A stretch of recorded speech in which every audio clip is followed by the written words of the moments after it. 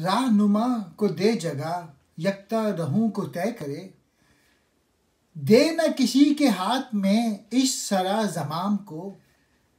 दीर के आस्तां पे मैं महवे फ़ुग़ां था बेखबर। फ़हमे हरम से मिल गया अपने रहो मुक़ाम का।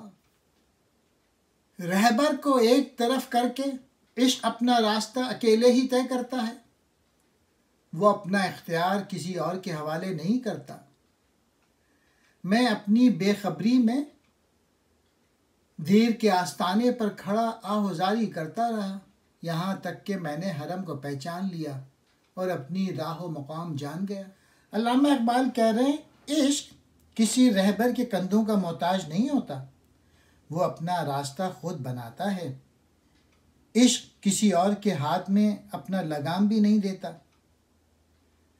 मैंने बुत खाने के दर पर जाके बेखबरी में आह फरियाद की, फिर कहीं जाकर मुझे अपने सही मुकाम और रास्ते का पता चला।